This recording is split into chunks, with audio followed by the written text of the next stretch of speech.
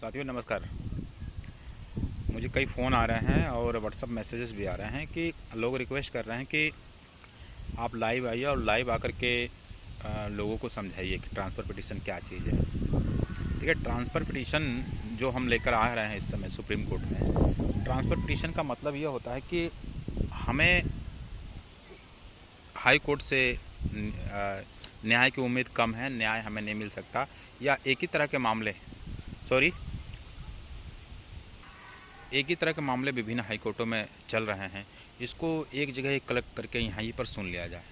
तो transfer petition में हमारे मामले में जहाँ तक मुझे जानकारी मिली है या मुझे ये वार ने बताया, जहाँ तक मेरे को समझ में आया है, उसका यही है कि चूँकि मामला सुप्रीम कोर्ट से डिसाइड हो चुका है, अब हाई कोर्ट बाध्यकारी है सुप्रीम कोर्ट के निर्णय को मानने के लिए, तो उसमें वो क्या ही निर्णय देगा, सुप्रीम कोर्ट का ऑर्डर को ही लागू करेगा। और हाई कोर्ट सुप्रीम कोर्ट से एक कदम भी आगे नहीं जा सकता। हाई कोर्ट में केस करने का मतलब है समय और पैसा दोनों बर्बाद करना। अब कुछ लोग ये कह रहे हैं कि हमें सुप्रीम कोर्ट ने ही बोला है कि पहले हाई कोर्ट जाओ। अरे भले आदमी, सुप्रीम कोर्ट ने दो बातें बोली हैं कि आप रिव्यू में आओ और नहीं तो आप हाई कोर्ट जाओ। लेकिन आपने सुप्रीम कोर्ट ने यह थोड़ी ना बोला कि आप ट्रांसफर पिटीशन में मत आओ। आप तो हाई कोर्ट ऑलरेडी हो ना, तो उस केस को ट्रांसफ़र करा कर लाओ ना। हम कहाँ कह रहे हैं कि सुप्रीम कोर्ट ने आपको ये बोला आप यह मत करो। अब तो हाई कोर्ट में हो ही। ट्रांसफ़र पिटीशन जब आपकी एक्सेप्ट ना हो, जब जज आपको फिर कहे कि नहीं नहीं आप वहीं से डिसमिस करा के आओ, तभी सुनेंगे, तब ना हम मानेंगे। मुझे तो पूरा यकीन है कि ट्रांसफ़र पिटीशन एक्सेप्ट हो जाएगा। और कुछ सवाल और कर रहे हैं लोग कि ट्रांसफ़र पिटीशन का लाभ रिव्यू को मिलेगा या रिव्यू का लाभ ट्रांसफ़र पिटीशन को मिलेगा कि नहीं। देखिए, जब ट्रांसफ़र पिटीशन एक्सेप्ट हो जाएगी ना, तो सबसे पहले तो ये जान लीजिए, ट्रांसफ़र पिटीशन लगनी है सिंगल बेंच में। सिंगल बेंच उसको सुनेगा, समझेगा और उसको लगेगा कि हाँ ये एक्सेप्ट की जाने योग्य है, तो उसको तुरंत एक्सेप्ट करके नोटिस जारी करके उसको डबल को या ट्रिपल को, जो भी जैसा उसको उचित लगेगा वो भेजेगा। मैं इस पर ज़्यादा नहीं कुछ कहूँगा। समय पे डिपेंड है, वो समय पर निर्भर है कि क्या करेगा।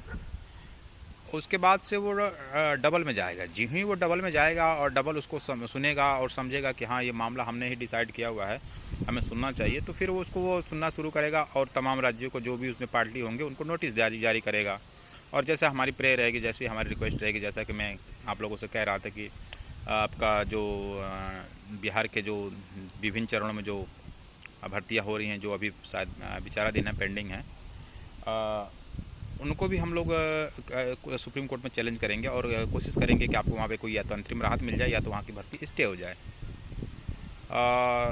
दूसरा, जब सुप्रीम कोर्ट इसको केस को कंटिन्यू सुनने के लिए राज़ी हो जाएगा, वहाँ से केस चलना शुरू हो जाएगा, तो उसके बाद हमारा रिव्यू पिटीशन, हम रिव्यू पिटीशन को उसमें कनेक्ट करवा देंगे कि हुजूर ये भी केस आपके न्यायालय में विचाराधीन है, इसको भी साथ साथ सुन लिया जाए। तो इस तरह से हम फिर से अपने केस को जीवित करने में सक्षम हो जाएंगे। अब यह बात मैं बार बार लोगों को समझा रहा हूँ कि हमारा रिव्यू पिटीशन, हम रिव्यू पिटीशन को उसमें कनेक्ट करवा देंगे कि हुजूर ये भी केस आपके न्यायालय में विचाराधीन है, इसको भी साथ साथ सुन लिया जाए। तो इस तरह से हम फिर से अपने केस को जीवित करने में सक्षम हो जाएंगे। अब यह बात मैं बार बार लोगों को समझा रहा हूँ, किन्हीं लोगों को नहीं समझ में आ रहा है, इसलिए मुझे आज मजबूरन एक वीडियो बना के देना पड़ रहा है। लाइव में ज़्यादा कुछ नहीं कह पाते हैं, नहीं बोल पाते हैं, तमाम तरह के सवाल आने लगते हैं, इसलिए दिमाग इधर उधर चला जाता है, ध्यान नहीं रहता है। इसीलिए मैं अभी ध्यान करके सभी बातें बोल रहा हूँ आप लोगों को। हमारा सबसे पहला प्रयास ही यही रहेगा कि जिन जिन राज्यों में भर्तियाँ चल रही हैं और उसमें एनआईएस को बाहर किया गया है, उनको पहले या तो स्टे मिले या तो उनको अंतरिम रूप से क्या नाम है, उनकी काउंसलिंग या ज्वाइनिंग दी जाए। और इसके लिए हमें कदम स्टेप बाय स्टेप बढ़ाना होगा। मैं ये नहीं कह रहा हूँ कि एक ही बार हम वहाँ चले जाएंगे, स्टेप बाय स्टेप जाना होगा। और उसके लिए मैंने आप लोगों से मामूली फ़ंड मांगा है, 500 रुपये ही तो मांगा है, कौन सा मतलब पहाड़ थोड़ी ना मांग लिया है आपको। एक सवाल और लोगों का था कि हम पिटिशनर बनना चाह रहे हैं। देखिए, पिटिशनर मैं नहीं चाहता किसी को अंधेरे में रखना, कोई अंधेरे में रहे और फिर पैसे की बर्बादी हो, ऐसा कुछ भी नहीं है। मैं इसीलिए आप लोगों से मामूली फ़ंड मांग रहा हूँ कि पहले हम एक स्टेप आगे तो बढ़ जाएं, डबल में मामला तो चला जाए। जैसे ही डबल में मामला चला जाए, मैं स्वतः ही आप ओपन मंच पे आके बोल दूँगा कि आप लोग अगर चाहें तो पिटिशनर बन सकते हैं, और पिटिशनर बनना चाहिए, आपको बनना पड़ेगा, नहीं तो आपको लाभ नहीं मिलेगा।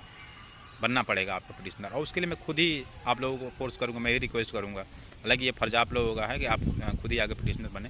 मैं रिक्वेस्ट करूँगा आप लोगों को पिटिशनर बनने के लिए। जो पिटिशनर बनने के लिए जो मामूली फ़ीस है, हम वही फ़ीस आपसे लेंगे, हम ज़्यादा वहाँ पर भी नहीं लेंगे। हम आपको विश्वास दिलाते हैं इस वीडियो के माध्यम से कि हम फ़ीस वहीं लेंगे जहाँ जायज़ लगेगा, और लगने का हम आपको प्रमाण देंगे।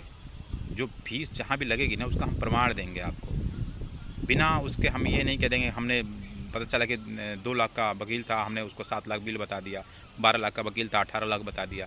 ऐसा हम कभी नहीं करेंगे। हमें पता है आपका एक एक रुपये की कीमत, मुझे पता है। मैं खुद ही जब दे रहा हूँ तो मुझे भी पता है कि आप लोग 1 रुपये कहाँ से इकट्ठा कर रहे हैं। आज आप लोग, मैं देख रहा हूँ कि मुझे 50 रुपये, 100 रुपये, 10 रुपये ऐसा करके बेचते हैं। मैं समझता हूँ, मैं सम्मान करता हूँ उस 10 रुपये का भी। क्या पता उसी 10 रुपये में अनाज की किस्मत लिखी हो, और उसी 10 रुपये की वजह से हम जीते हैं। मैं उसमें कुछ नहीं कह रहा हूँ। जिसकी जितनी इच्छा है, जो जैसे भी दे रहा बेचारा, कहीं से भी दे रहा, क्या करें। जो ही हमें मिला, हमें लूटने वाला तो मिला। अब कुछ लोग बात कर रहे हैं कि क्या नाम है, नेतागिरी लीडिंग, या जो भी कह लो। मैं नेतागिरी उतरी कुछ नहीं कर रहा हूँ। मुझे सिर्फ जॉब चाहिए। सभी लोग आगे से हट गए तो मैं सामने दिख रहा हूँ, वरना मैं पीछे ही था। उत्तराखंड में मैं पीछे था, सुप्रीम कोर्ट में मैं पीछे था। अब एक एक करके लीडर हटते गए, सरेंडर होते गए। उनकी गतिविधियाँ ऐसी थी कि जो अनाज के भले के लिए नहीं दिख रही थी, तो स्वतः ही मैं आगे आ गया हूँ। अब आज भी कोई आगे आना चाहे तो आ जाए, जो मेरे पास फंड है मैं ट्रांसफ़र कर देता हूँ। लेकिन पारदर्शिता होनी चाहिए, सबके बीच में होनी चाहिए, सबको पता लगना चाहिए कि हो क्या रहा है। अब जैसे हम कर रहे हैं तो मेरे साथ करीब 30 लोग हैं। 30 लोगों में ना हो तो 10 राज्यों के लोग उसमें जुड़े हुए हैं। मैं सबको उसमें दिखा रहा हूँ, बता रहा हूँ कि देखो ये हो रहा है, कोई कमी है तो बता दीजिए, कहीं कुछ कमी रह गई तो बता दीजिए। तो ऐसा नहीं है। मेरा वकील भी कहता है कि ज़रूरी नहीं है कि सब कुछ हम ही जानते हैं, कुछ आप भी जानते हैं। क्लाइंट जब तक अपने वकील को ठीक से नहीं समझाएगा, वकील कैसे कोर्ट को ठीक से समझा पाएगा। यही हुआ हमारे साथ। हमारे वकील ओवर कॉन्फिडेंस में थे, जिसका नतीजा आज पूरे देश को भुगतना पड़ रहा, हमें भी भुगतना पड़ रहा, और हम जूझ रहे हैं। खैर, ज़्यादा लंबा वीडियो ना हो, इसके लिए मैं आप लोगों को अपनी बात यहीं ख़त्म करते हुए यही बताना चाहूँगा कि आप लोग ना, कम से कम ना, अगर मैं तो कहूँगा कि आप लोग 1000 का ग्रुप, केवल 1000 का ग्रुप हमें 500 रुपये की मदद कर ले। मैं आपको पॉजिटिव करके दिखाता हूँ, और अप्रैल में ही करके दिखाता हूँ। विश्वास है, उम्मीद है, आशा है कि आप लोग मेरी बात को ध्यान से समझ रहे होंगे और सुन रहे होंगे। और रही बात परिणाम की, तो परिणाम किसी ने नहीं देखा। लड़ाई में हार जीत होती रहती है, और फिर भी मैं आपको कहता हूँ कि मुझे पूरा यकीन है कि यह केस एक्सेप्ट होगा। ठीक है, नमस्कार, धन्यवाद।